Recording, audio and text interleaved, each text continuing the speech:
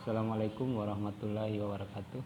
Alhamdulillah, hari ini anak-anak kita lanjutkan pembelajaran kita, yaitu pembelajaran tema 8 daerah tempat tinggalku, subtema 1 pembelajaran 5. Ya, anak-anak silakan dibuka bukunya. Sebelum itu, adapun tujuan pembelajaran kita yaitu sebagai berikut. Silakan dibaca.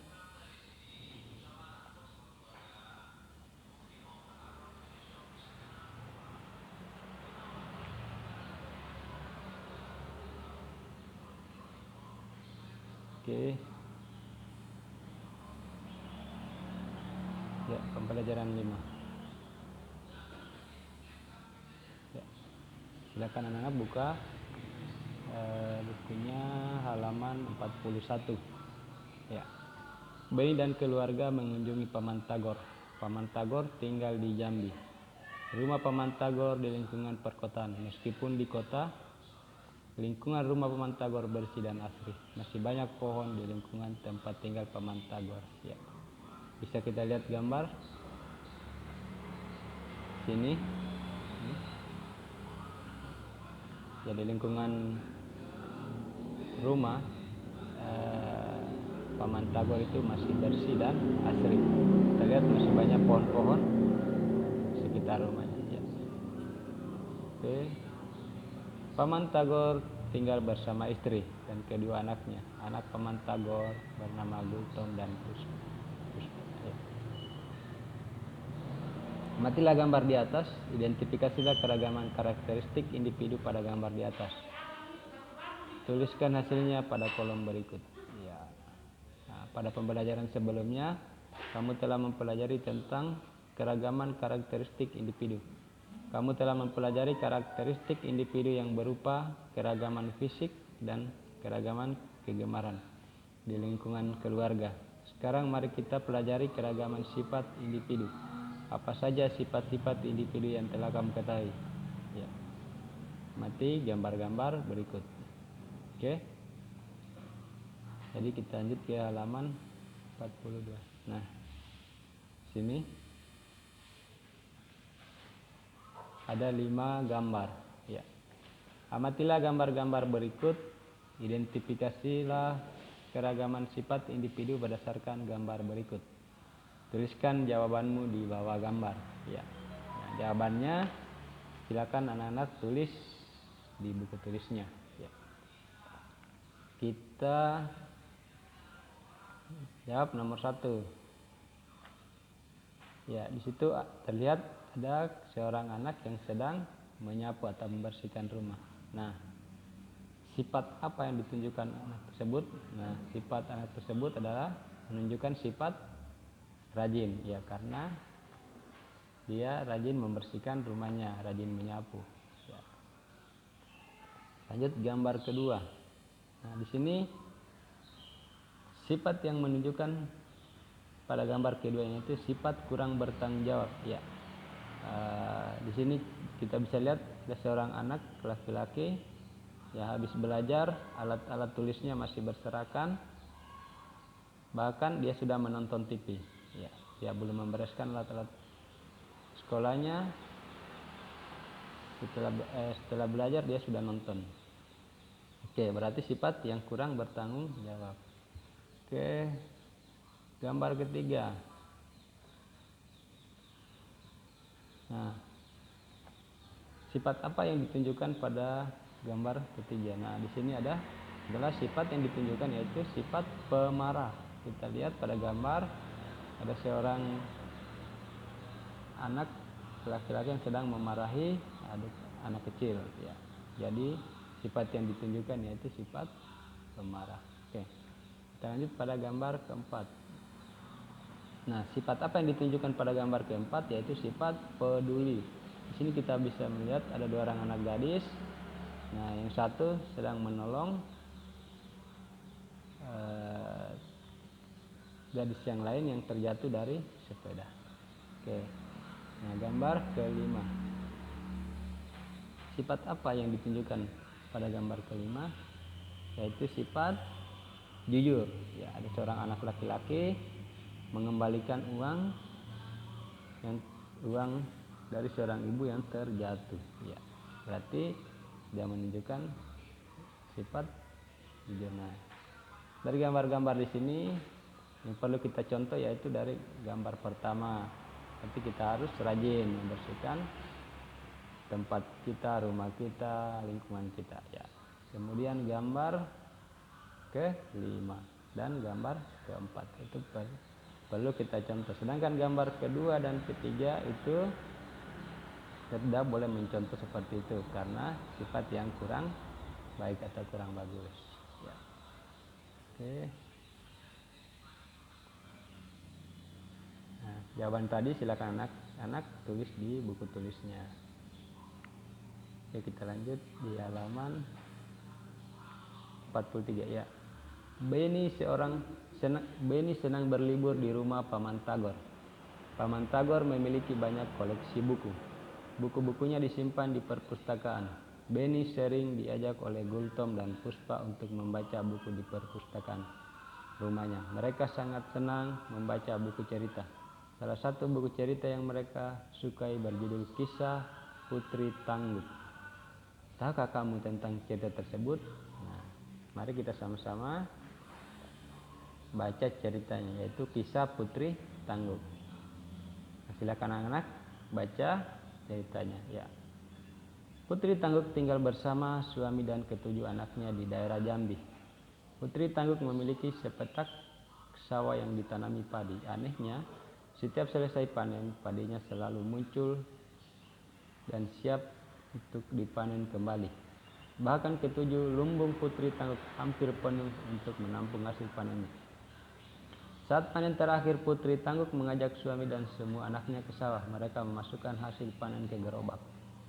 Panen sudah selesai, sepertinya persediaan padi kita sudah cukup untuk beberapa bulan, kata Putri Tangguh. Kemudian mereka mendorong gerobak bersama-sama. Di tengah perjalanan, Putri Tangguh jatuh terpeleset. Aduh, teriak Putri Tangguh.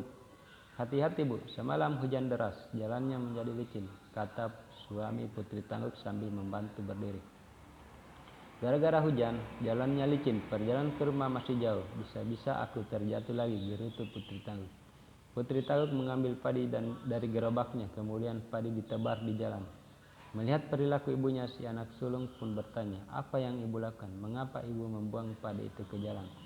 Ibu tidak membuang padi. Padi ini ibu gunakan sebagai pengganti pasir. Ibu menebarnya agar jalannya tidak licin lagi, jawab Putri Tangguh. Istriku, bukankah padi itu untuk kita makan? Tidak baik rasanya jika membuang-buang makanan, nasihat suami Putri Tangguh. Putri Tangguh tidak mengindahkan nasihat suaminya. Bahkan Putri Tangguh membantahnya. Masa bodoh. Bukankah padi kita sudah banyak? Apakah kau mau aku terjatuh lagi dan tulangku patah? Bantah Putri Tangguh sambil terus menebar padi ke jalan. Setelah panen terakhir, Putri Tangguh tidak pernah kembali ke sawah. Ia berada di rumah untuk merawat ketujuh anaknya. Suatu malam, anak bungsu Putri Tangguh merengek karena lapar. Akhirnya Putri Tangguh ke dapur untuk mengambil nasi.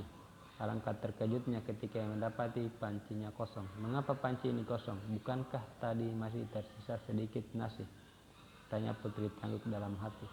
Karena si bungsu terus merengek, Putri Tangguh pun memutuskan untuk menanak nasi. Namun Putri Tangguh kembali terkejut ketika mendapati beras yang disimpan dalam kaleng juga menghilang. Kemana perginya beras itu? Aku ingat masih banyak beras di sini sebelumnya. Jangan-jangan ada orang yang mencurinya, kata Putri Tangguh. Kemudian Putri Tangguh membujuk anak bungsunya untuk tidur. Besok ia berencana untuk menumbuk padi yang disimpan di lumbungnya. Pagi harinya Putri Tangguh terkejut mendengar teriakan suaminya. Istriku, istriku, cepat kemari, teriak suami Putri Tangguh. Putri Tangguh segera berlari menemui suaminya. Ia menghampiri suaminya yang berada di depan pintu lumbung. Ia pun bertanya kepada suaminya. Ada apa suamiku? Tanya Putri Tangguh dengan cemas. Aku tidak tahu istriku. Lumbung ini sudah kosong saat aku membukanya, jawab suami Putri Tangguh. Putri Tangguh dan suaminya bergegas memeriksa lumbung yang lain. Betapa terkejutnya mereka ketika mendapati ketujuh lumbungnya telah kosong. Putri Tangguh pun menangis. Apa yang terjadi padaku? Tadi malam nasi dan beras hilang. Sekarang padi lembu pun juga ikut menghilang, jerit Putri Tangguh. Jangan cemas istriku, bukankah kita masih memiliki sawah? Besok kita ke sawah, siapa tahu padinya telah menguning, hibur suami Putri Tangguh. Keesokan paginya Putri Tangguh mengikuti suaminya ke sawah dengan cemas. Setibanya di sawah, tangis Putri Tangguh semakin keras karena mendapati sawahnya telah berubah menjadi semak belukar. Putri Tangguh menangis seharian, bahkan ia tidak mau pulang dan menunggu sawahnya hingga tertidur. Dalam mimpinya Putri Tangguh didatangi segerombolan padi yang dapat berbicara. Hai Putri Tangguh, inilah buah dari kesombonganmu. Masih ingatkah engkau ketika membuang kami ke jalan? Tanya padi.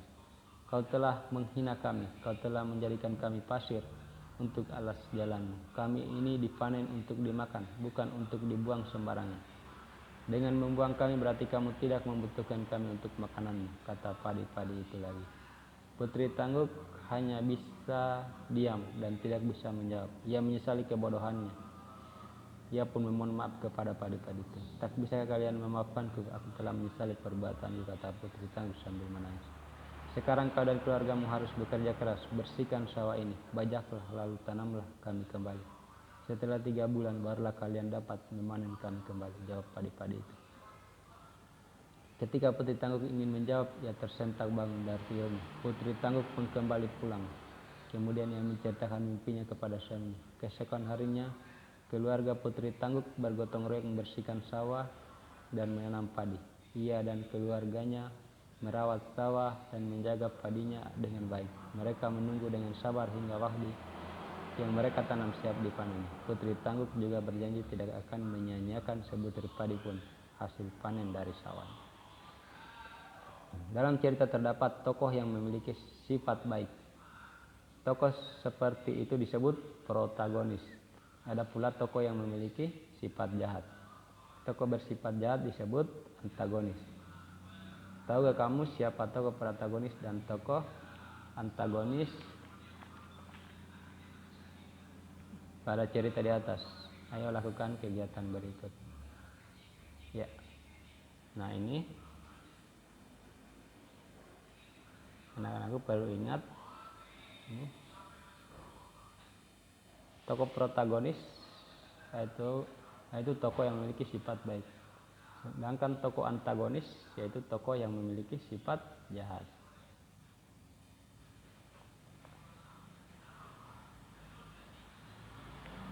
Nah, tadi kita sudah membaca cerita tentang kisah Putri Tangguh. Nah, jawablah pertanyaan berikut berdasarkan cerita berjudul kisah Putri Tangguh tersebut. Nah, mari kita jawab sama-sama. Silakan tulis jawabannya. Anak-anak tulis jawabannya di buku tulisnya. Ya. Apa jenis cerita fiksi berjudul kisah Putri Tangguh? Ya, yang ini. Satu. Ini jenis ceritanya itu jenis cerita fiksi berjenis legenda karena mengisahkan itu seorang Putri Tangguh. Ya. Nomor 2. Siapa tokoh dalam cerita berjudul kisah Putri Tangguh? Jadi tokohnya itu Putri Tangguh, suami Putri Tangguh dan anak sulung Putri Tangguh. Ya. Nomor 2. Nomor 3. Siapa tokoh utama dan tokoh tambahan dalam cerita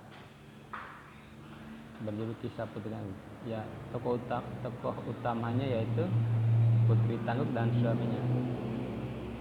Sedangkan tokoh tambahannya yaitu anak sulung Putri Tangguh. Oke. Keempat. Nah, siapa tokoh protagonis dalam cerita di depan? Tokoh protagonis yaitu tokoh yang memiliki sifat baik hati. Nah, tokohnya yaitu suami Putri Tangguh karena mengingatkan Putri Tangguh jangan menghambur-hambur makanan. Ya. Jadi kita lanjut jawab di nomor 5.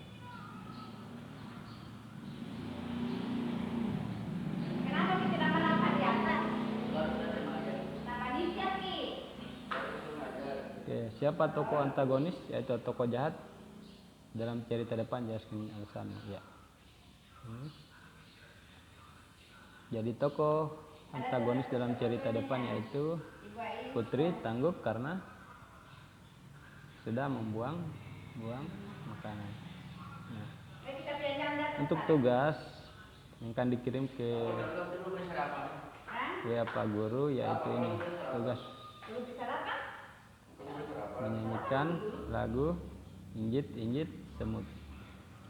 Jadi tugasnya nyanyikan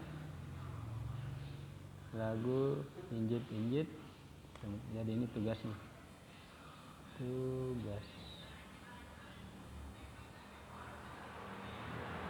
Oke, kita lanjut halaman selanjutnya.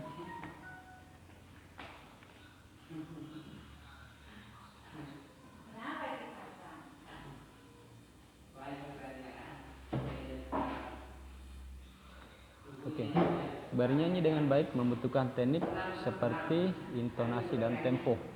Intonasi merupakan cara bernyanyi mencapai ketepatan bunyi setiap nada. Bunyi nada yang tepat akan menghasilkan suara yang tidak sumbang dan enak didengar. Untuk mendapatkan intonasi yang baik, kamu dapat menyanyikan nada-nada berikut secara berulang tanpa mengandalkan otot-otot leher dan berteriak. Nada-nada tersebut dapat dinyanyikan dengan tempo lambat, sedang, dan cepat. Ya, jadi ini kecepatan lagu diukur dengan alat pengukur yang disebut metronom Maelzel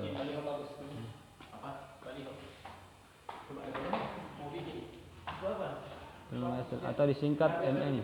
Metronom Maelzel ini akan memberikan petunjuk berapa cepat lambatnya lagu dinyanyikan. Sebagai contoh lagu Timang-Timang Anakku Sayang ditulis dengan tempo andante, kecepatan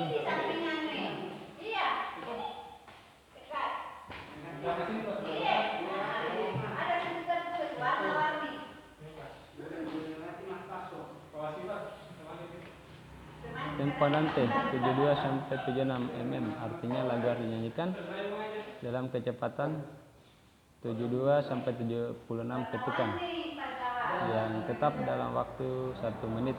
mm 7 sampai 76 termasuk tempo sedang. Tempo lagu dikelompokkan menjadi 3. Ini 1. Tempo lambat. Contoh lento, lambat 56 sampai 58 mm. Tempo sedang, contoh andante. Andante seperti orang berjalan 72 sampai 76 mm. 3. Tempo cepat. Contoh allegro, cepat, hidup dan riang. Oke, nah ini menjadi tugas kedua. Ini 1, 2, 3.